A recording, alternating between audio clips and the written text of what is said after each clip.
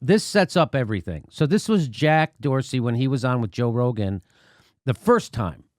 And here he's going to admit that the use of Twitter and social media is actually a right. And I just want to play it for you. Otherwise, everyone has a right to these technologies. And I think they also have a right to make sure that they have a very simple and open read of the rules. And so if everyone has a right, if it's a right, which is what he just said, I'm not putting words in his mouth, I'm not taking him out of context. He said it's a right, and another thing is you have a right to know what the rules are. Well, if it's a right, we already know what the rules are. There's a thing called free speech in the United States. We already know what those rules are. You don't have to make up new ones. Why you're making up new ones is a mind boggler to me, because if it's a right, why do you think that you're allowed, you and your friends, to then just you're allowed to decide who gets to have that right, and you get to make up the rules. We already have rules. So that would be the first thing I would say. Now, you nail them kind of, or I don't know, nail them, but you actually make this point in a very strong way that they don't have a comeback for. I'm going to show you doing that, but that's the jumping off point. And that's what people, I think, miss. So if you have the guy who's the head of Twitter admitting that it's a right, and I don't think I'm overstating it, I'm just repeating what he said. So now if you think so now if you want to take away someone's right in real life, like their freedom of speech, there's a court proceeding. Absolutely. There's a transparent court proceeding that's adversarial, meaning you get to see the evidence against you.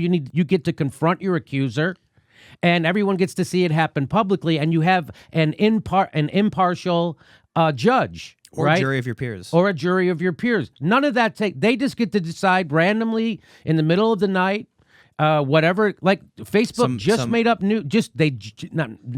just made up rules to get rid of in the now. Or billionaires and millionaires, an unelected council of the world's wealthiest individuals determining who does or doesn't have a right to speak. Yeah, and that's the part. I think that's what I was wishing someone was there to say that to him then.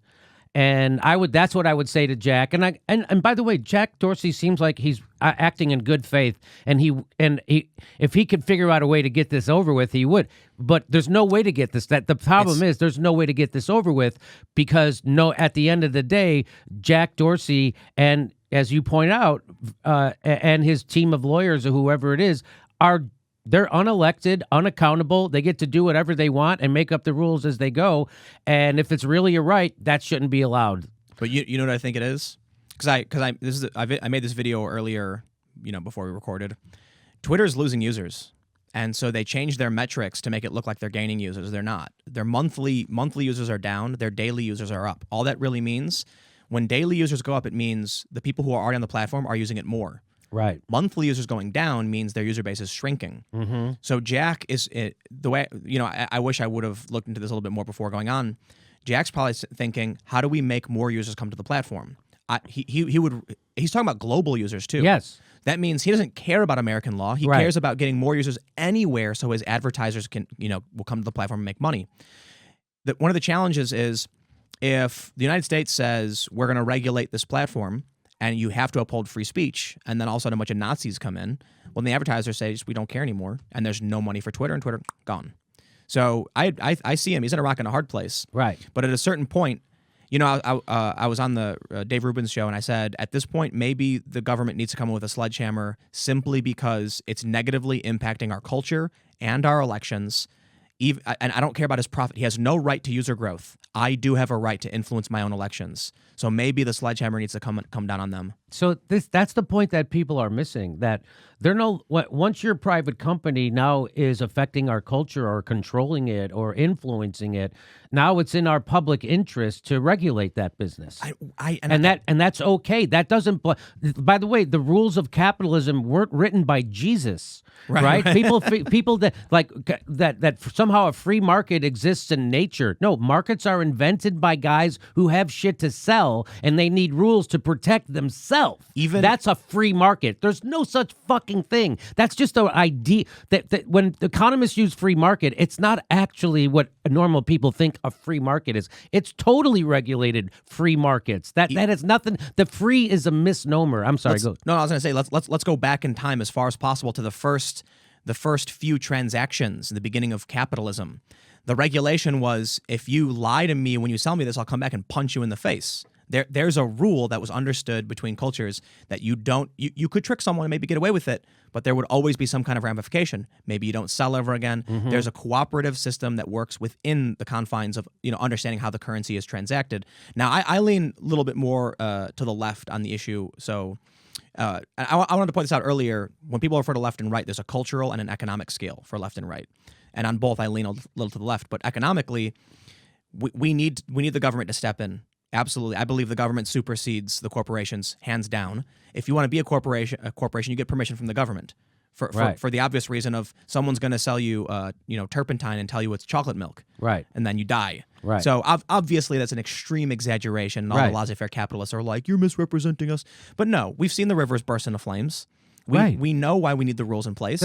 There's a reason why they had to put Some guys go, oh no, we don't need regulations. People will just they'll videotape it with their phone, and it's like, no. Do you understand? We've been through this. That's why we have these protections built in already. But look at who's getting banned, right? So I personally believe, based on everything I've seen, you're more likely to see conservatives banned than liberals. However, the liberals that do get banned, who are they? Anti-war.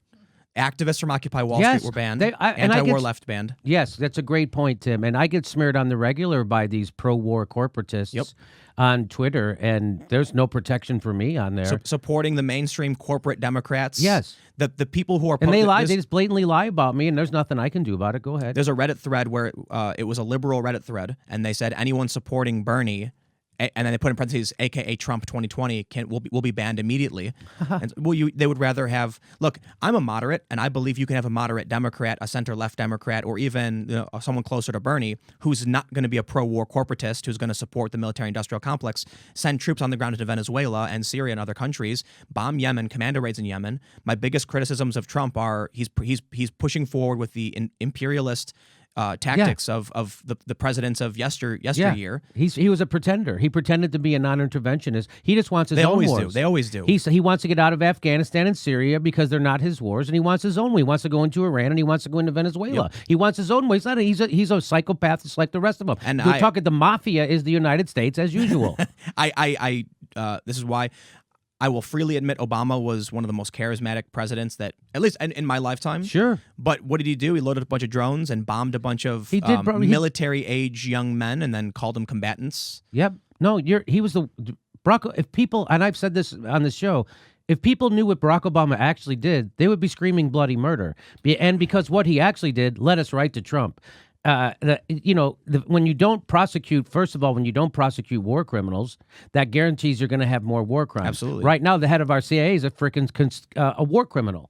So that's the least of it, by the way, Barack Obama not prosecuting. But if you read the book Listen Liberal by Thomas Frank, that's what radicalized me against the Democratic Party, and that they're unsalvageable. The things that Barack Obama could have done without people always try to say, well, he was thwarted at every attempt by the Republican Congress. Barack Obama admitted to himself, to us, on video, and I have it, I'll play it for you, that he was a moderate Republican. He said people say that I'm a socialist. He goes, that's funny because if you looked at my policies, they would be considered moderate Republican. He is admitting that he's pushing moderate Republicans. So now people think we had 8 years of a lefty. Yeah. We didn't. We had 8 years of Mitt Romney, who looked like Barack Obama. And that's what we had. And so now when people go to vote in 2016, we had 8 years of lefty policies but we didn't have 8 years of lefty policies. We had 8 years of right-wing policies that were dressed up. He's the beard for the corporation. That's what Barack Obama was. I got to be honest, I think all of them are. Yes, they all are. Bill Clinton, Hillary Clinton, George Bush, Barack Obama. But they would rather have Barack. Why do you think Barack Obama got more money from Wall Street than John McCain? Because they needed a salesman. And Barack Obama's a salesman, and John McCain can't sell shit.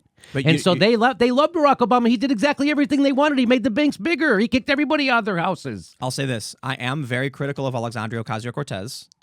Okay. But I'm saying that because when she got elected and when Trump got elected, my reaction was a large guttural laugh, just laughing because the establishment was losing. I don't like Trump at all. Me neither. But Hillary Clinton getting knocked down from, how she stole it from Bernie, I just laughed. I'm like, you reap what you sow. You could have had Bernie Sanders, and there would have been a Democrat in office, but you wanted it so bad you cheated, and now you get Trump. And it's on them. It's on the corporate, Goldman Sachs. some of the things that make me the most angry. So when Cortez won, it was the same thing. The longtime incumbent corporate Democrat, fourth in power, was knocked down by some young kid, and I just laughed. We're announcing our dates for 2019. We're going to Ventura Comedy Club, March 31st, Tempe, Arizona, Austin, Texas, Portland, Chicago, and lots more. Go to jimmydorecomedy.com for a list of all our dates and live shows. And please become a patron. We give you hours of bonus material. And please make sure you're subscribed. Even if you think you're subscribed, they unsubscribe people every day, and you might be one of them. Check to make sure you're subscribed, and then you have to click the bell twice so they send you a notification when we drop a video. Thanks for your support.